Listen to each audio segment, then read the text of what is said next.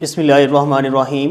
अस्सलाम वालेकुम dear students, मैं मोहम्मद बिलाल असगर एस्पायर कॉलेज जंग मैथमेटिक्स डिपार्टमेंट के साथ आपके साथ मुखातिब हूँ। प्यारे बच्चों, हमारे आज का जो लेक्चर है वो 14th लेक्चर हमारा कंटिन्यू होने जा रहा है, जो कि 14th लेक्चर हमारा चैप्टर नंबर 6 के अबाउट है। और चैप्टर नंबर 6 जो है उसका थोड़ा सा मैं इंट्रोडक्शन बता दूं आपको। उसमें कुछ डेफिनेशंस हैं जो आपने समझनी है और उनको याद भी कर लेना अच्छे तरीके से। वो चैप्टर का नाम है सीक्वेंस एंड सीरीज़। सबसे पहली बात जो हमारे पास सीक्वेंस के बारे में आती है कि हम लोग सीक्वेंस किससे कहते हैं, सीरीज बाद में बताऊंगा जब उसकी रेलेवेंट एक्सरसाइज स्टार्ट होगी। सबसे पहले मैं उसके सीक्वेंस की बात करता हूं। तो सीक्वेंस क्या होता है? सीक्वेंस ये होती है बेटा, sequence is a function whose domain is a subset of natural numbers. यहां पे 3-4 चीजें बच्चे आपने देखनी है। उससे सबसे पहली बात ये बताइए, sequence is a function. Sequence एक ऐसा फंक्शन होता है, फंक्शन की डेफिनेशन आप बेटा अच्छे तरीके से कर चुके हैं पहले 9th-10th के अंदर। आपने उसके अंदर रिलेशन पढ़ा, फंक्शन पढ़ा, फंक्शन की डिफरेंट टाइप्स पढ़ी थी। आपको इसको अच्छे तरीके से आप जानते हैं फंक्शन क्या होता है। अच्छा, फंक्शन सीक्वेंस एक ऐसा फंक्शन होता है whose domain is a subset of a natural number. अब बात आती है कि डोमेन किसे कहते हैं। मैं फंक्शन को भी रिपीट कर देता हूं, फंक्शन क्या होता है। लेट्स सपोज मेरे पास एक सेट है, मैं कहता हूं मेरे पास ये सेट ए सेट है, एक दूसरा सेट लेता हूं वो सेट बी है। ये दो सेट्स हैं। इस सेट के अंदर मैं एलिमेंट्स लेता हूं 1, 2 एंड 3। इसके अंदर मैं लेता हूं सेट्स के एलिमेंट 4, 5। मैं करता हूं, मैं इनकी मैपिंग करवाता हूं। अगर मैं मैपिंग करवाता हूं, मैं 1 को मैप करवाता हूं 4 के साथ, 2 को मैप करवाता हूं 5 के साथ, 3 को मैप करवाता हूं 5 के साथ। तो बेटा फंक्शन की डेफिनेशन क्या हुई? फंक्शन की डेफिनेशन ये हुई कि जो अभी फंक्शन की डेफिनेशन से पहले आपको पता होना चाहिए, जो सेट ए होता है, जो भी सेट ए होगा वो उसकी डोमेन होगी, और जो भी सेट बी होगा उसको बेटा हम कहेंगे को डोमेन। ठीक है, जो सेट बी होगा उसको क्या कहेंगे? को डोमेन।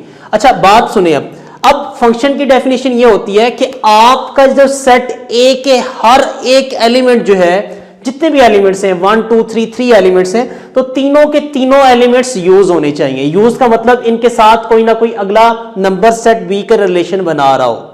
और दूसरी चीज कि इसमें से कोई भी नंबर ऐसा नहीं होना चाहिए जो रिपीट हो रहा हो। देखें 3 को मैंने रिपीट नहीं किया, इधर 5 रिपीट हो रहा है, बेशक होता रहे, लेकिन आपने रेपिटेशन यहां पे नहीं करनी कि 2 जो है वो भी 5 से रिपीट कर रहा हो और जो है हमारे पास 2 है वो 4 के साथ भी हो रहा हो, तब ये फंक्शन नहीं होगा, लेकिन रिलेशन लाजमी होगा। ये आप 10th के अंदर कर चुके हैं। तो आपने याद रखना है, जो भी इसके अंदर इनपुट करेंगे हम हमारे पास, जो जिससे हमारा सेट ए होगा, जो उसके ऊपर मैपिंग करवा रहा होगा उसको डोमेन कहेंगे, और जिसके अंदर हमारा सेट बी के अंदर वो सारी आपके पास जो उसकी मैपिंग ए की हो रही होगी वो कोड डोमेन कहलाएगी। और रेंज क्या होगी? रेंज बेटा ये होगी कि आपके जो डोमेन के एलिमेंट्स हैं वो किस किस के ऊपर मैप कर रही हैं। 1 4 में मैप कर रहा है तो इसका मतलब 4 भी इसकी रेंज में मौजूद है।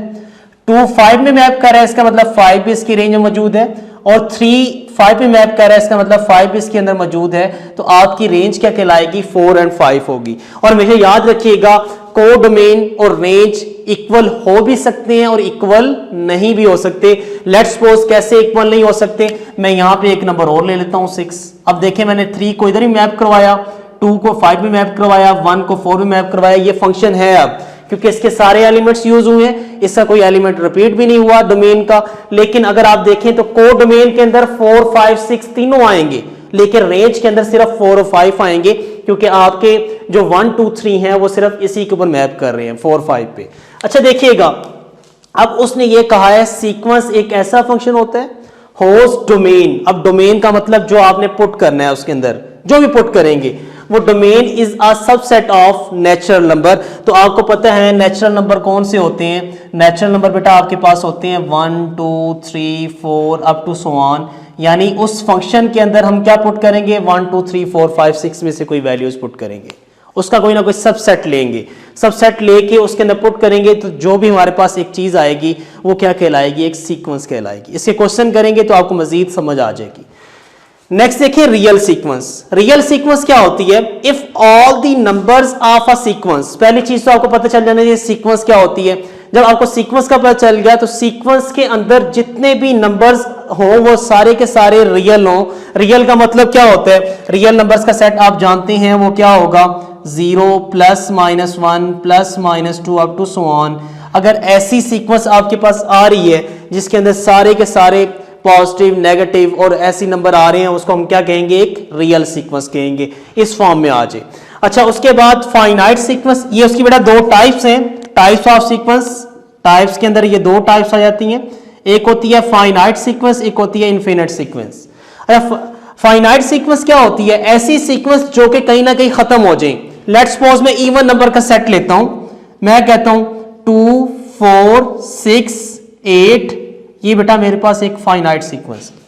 सीक्वेंस क्यों है, क्योंकि इनका जो डिफरेंस है वो सेम है, इधर भी 2 है, इधर भी 2 है, इधर भी 2 है, लेकिन ये कहीं ना कहीं जाके खत्म हो गई है। और इनफाइनाइट सीक्वेंस क्या होगी, अगर मैं let's suppose 2 4 6 8 up to so on कह दूं, ये इनफिनिट सीक्वेंस है, क्योंकि इसके बारे में मैं नहीं जानता कि ये कहां पे जाके खत्म होनी है। तो बेटा आपने इन चार चीजों को का मद्देनजर रखना है, और इसी के ऊपर हमारी जो 6.1 एक्सरसाइज है वो सारी बेस करती है। तो आप इसके बाद देखिएगा, मैं एक्सरसाइज की तरफ आता हूं कि एक्सरसाइज 6.1 जो है वो क्या होगी और उसमें हमने कैसे कैसे क्वेश्चंस को जो है वो सॉल्व आउट करना है। तो अगर 6.1 देखें तो बेटा इसकी एक्सरसाइज 6.1 आपने शॉर्ट सिलेबस के मुताबिक ही करनी है। तो ये एक्सरसाइज का टाइटल है 6.1 एक्सरसाइज। उसका बेटा आपने क्वेश्चन नंबर 1 जो है वो सॉल्व करना है। क्वेश्चन नंबर 1 का मैं सेकंड पार्ट करने लगा हूं, फर्स्ट क्वेश्चन का सेकंड पार्ट। बेटा इस क्वेश्चन में उसने कहा है कि राइट द फर्स्ट 4 टर्म्स। क्या कहा है उसने, राइट द फर्स्ट 4 टर्म्स। ठीक है बच्चों, तो वो आपके पास सेकंड पार्ट है क्या, वो है आपके पास an is equal to -1 power n into n का स्क्वायर। तो बेटा आपने इसकी फर्स्ट 4th टर्म आपने फाइंड करनी है। अब मैंने आपको ये कहा था सीक्वेंस की डेफिनेशन पे दोबारा आ जाए कि सीक्वेंस इज अ फंक्शन। ये आपके पास बेसिकली एक फंक्शन ही दिया हुआ है, इसी से आपने एक सीक्वेंस जनरेट करनी है।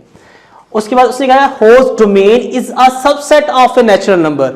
ये आपके पास सेट है नेचुरल नंबर का, इसका कोई ना कोई सबसेट लेना है। अब सबसेट क्या होगा, उसने कहा है 4 टर्म्स ले। पहले फर्स्ट 4 टर्म्स का मतलब क्या लेना है आपने, 1 से लेके फर्स्ट 4 नंबर तक फाइंड करना है, आगे नहीं जाना। तो जब आप एक सेट का कोई पैच ले लेते हैं तो उसको क्या बोलते हैं उसको बेटा आप उसका सबसेट बोलते हैं। तो बेटा आपने सबसे पहले क्या करना है, इसका सोल्यूशन करेंगे तो आपको बेटा उसने कहा है कि फर्स्ट 4 टर्म्स का फाइंड करनी है। तो आपको गिवन दिया हुआ है, given n is equal to 1 2 3 and 4। आपने 4 तक फाइंड करनी है, 4th टर्म फाइंड करनी है। तो बेटा आप n की वैल्यू पहले 1 पुट करें, a1 इज इक्वल टू -1 की पावर 1 इंटू 1 का स्क्वायर। तो बेटा a1 क्या आ जाएगा आपके पास, -1 की पावर 1 क्या होगी, माइनस ही आएगा, और 1 का स्क्वायर 1। ये बेटा आपके पास फर्स्ट टर्म इसकी आ जाएगी। ठीक है, उसके बाद बेटा आप नेक्स्ट पुट करेंगे 2। जब आप a2 पुट करेंगे, यहां पे n की जगह इज इक्वल टू -1 की जगह भी आप 2 पुट करेंगे, और बेटा इस 2 का स्क्वायर लेंगे तो ये a2 आपके पास क्या आ जाएगा, -1 की पावर इवन है तो ये प्लस में चेंज हो जाएगा, 2 का स्क्वायर क्या आ जाएगा 4। तो बेटा ये आपके पास एक सेकंड नंबर आ जाएगा। और ये कहां तक करना है आपने, फर्स्ट 4th नंबर के लिए करना है। तो फिर आप n is equal to 3 put करें, तो बेटा a3 इज इक्वल टू आपके पास -1 की पावर 3 इंटू 3 का स्क्वायर ले लें। तो बेटा आपके पास a3 क्या आ जाएगा, -1 की पावर 3 माइनस आएगा, 3 का स्क्वायर 9, ये आपके पास 3rd टर्म आ जाएगी। नेक्स्ट बेटा आपके पास 4th टर्म जो आपने निकालनी है वो n is equal to 4 put करेंगे, तो a4 इज इक्वल टू -1 की पावर 4 ले लें, और n जो है वो आपके पास क्या है 4 का स्क्वायर हो जाएगा। तो बेटा a4 इज इक्वल टू बेटा -1 की पावर 4 प्लस हो जाएगा, और 4 का स्क्वायर क्या आ जाएगा 16। तो बेटा ये 4 टर्म्स आपके पास आ गई। तो आप बेशक यहां पे लिखें द रिक्वायर्ड सीक्वेंस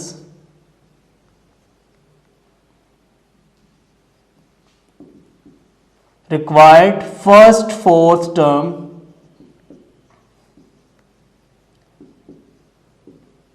आर, वो कौन कौन सी हैं? फर्स्ट टर्म बेटा आपके पास -1 है, नेक्स्ट टर्म आपके पास 4 है, थर्ड टर्म बेटा -9 है और फोर्थ टर्म आपके पास 16 है। तो बेटा आपने ये इसकी टर्म्स ही फाइंड करनी थी जो आपके पास आ गई हैं। अच्छा बच्चे एक और बात याद रखिएगा, अब आपने जब ये आपको फंक्शन दिया हुआ था उसकी डेफिनेशन पे दोबारा आए, सीक्वेंस इज अ फंक्शन। ये एक ऐसा फंक्शन है क्योंकि बेसिकली फंक्शन से ही जनरेट हुए हैं ना, फंक्शन के अंदर हम वैल्यूज पुट कर रहे हैं बार बार। Whose domain is a subset of a natural number, जिसका डोमेन जो है वो क्या है? सबसेट है नेचुरल नंबर का। और डोमेन का मैंने पहले बताया था आप पुट करते हैं, तो आपने बेसिकली पुट ही किया 1 2 3 एंड 4 को, तो उसका क्रॉसपोंडेंस आपको बेटा 4 वैल्यूज आपको मिल गई। अब ये 4 वैल्यूज जो हैं आपके पास एक सीक्वेंस आ गई। अब आप इसको कैटेगरी के लिहाज से देख लें कि ये फाइनाइट सीक्वेंस है या इनफिनिट सीक्वेंस है। तो अब देखें ये आपके पास खत्म हो गया कहीं ना कहीं जाके, तो ये आपके पास कौन सी सीक्वेंस है? फाइनाइट सीक्वेंस है। अब बेटा इसका एक और पार्ट मैं करवा देता हूं, बाकी 3-4 पार्ट्स और हैं जो आपने खुद कर लेने हैं। अगर आप नोट करें तो इसका जो है मैं 8th पार्ट आपको करवाने लगा हूं। 8th पार्ट आप देखिएगा, 8th पार्ट के अंदर भी आपने फर्स्ट 4 टर्म्स ही फाइंड करनी है। आसान काम है, मुश्किल नहीं है। तो देखिएगा बच्चे कैसे करते हैं इसको। 8th पार्ट में लिखने लगा हूं, वो है आपके पास an is equal to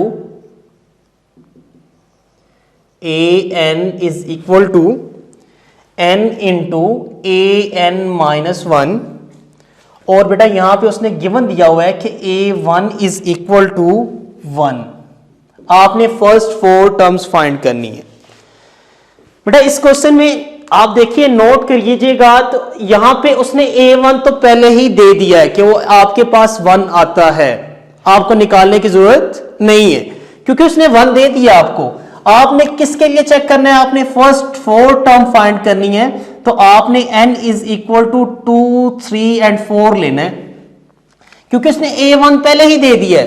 first sequence का जो फर्स्ट एलिमेंट है वो उसने पहले ही कह दिया कि a1 इज इक्वल टू 1 है। बाकी आपने 2 3 एंड 4 के लिए चेक करना है, तो उसके लिए क्या करेंगे? पहले आपने पुट करना है, put n is equal to 2। जब 2 पुट करेंगे तो a2 is equal to 2 into a, n की जगह क्या आ जाएगा? 2 - 1, तो a2 is equal to 2 into ये क्या आ जाएगा बेटा? a1। तो a2 की वैल्यू क्या आ जाएगी? 2 इंटू a1, a1 की वैल्यू पहले ही दी है उसने, क्या आ जाएगा बेटा आपके पास? a2 की वैल्यू 2 आ जाएगी।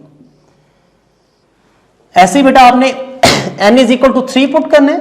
जब बेटा आप पुट करेंगे, put n is equal to 3, जब n is equal to 3 put करेंगे तो आपके पास क्या आएगा? a3 is equal to 3 into a3 - 1।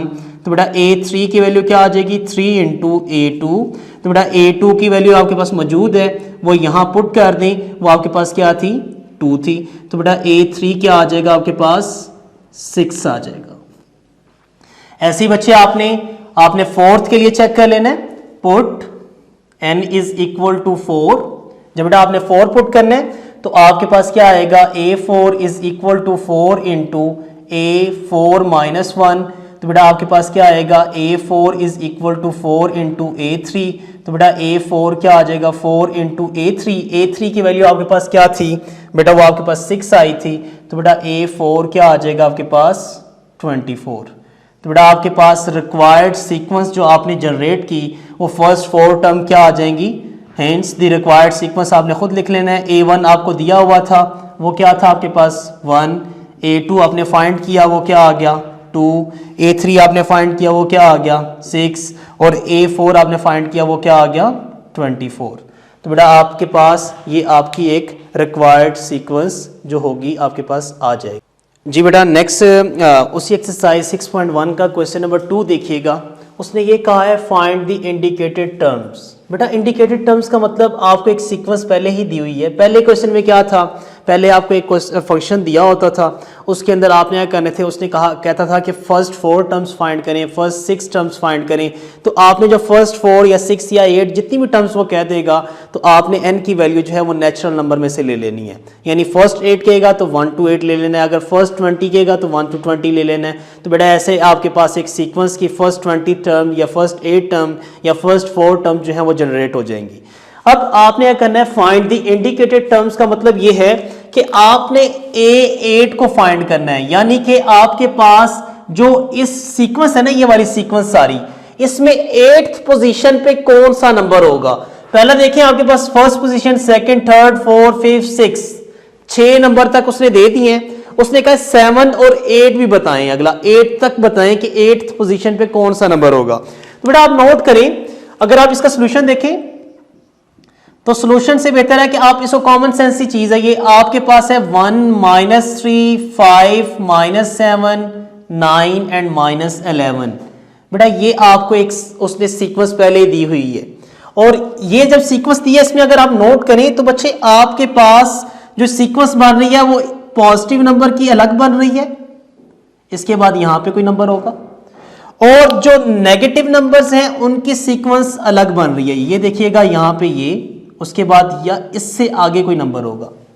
तो अब आप नोट करें, जो मैंने दोनों मार्कर से निशान लगाए हैं, अगर आप पॉजिटिव के अंदर देखें तो 4 के इसके अंदर क्या ऐड किया, उसने 4 ऐड किया, 5 के अंदर फिर क्या ऐड किया, 4 ऐड किया।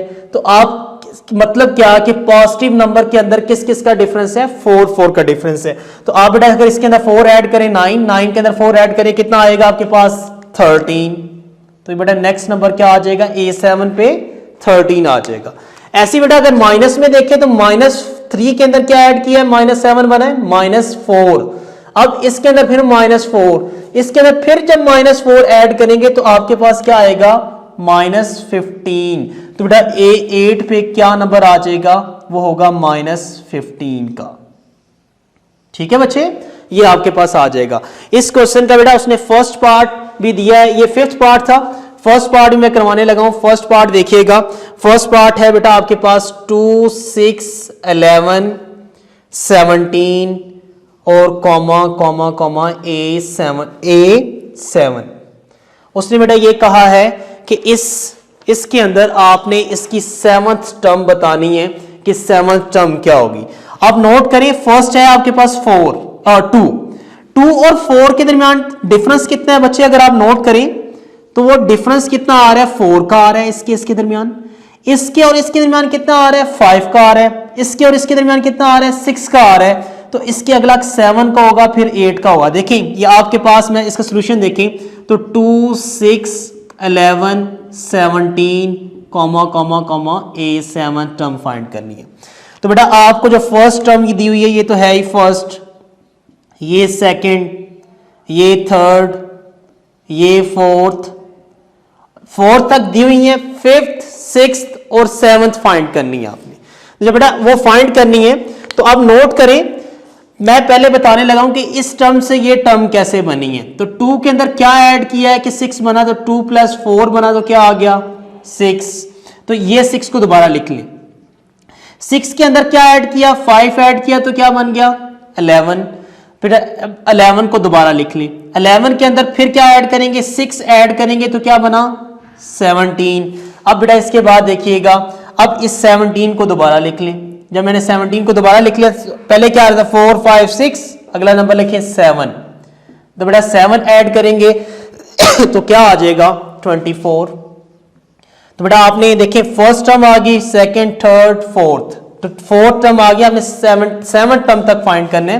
तो अब दोबारा लिखें 24। तो 24 के अंदर ऐड क्या करेंगे 8 ऐड किया तो कितना बन गया 32। तो बेटा 32 के अंदर दोबारा क्या ऐड करें 9, जब 9 ऐड करेंगे तो क्या आएगा 41।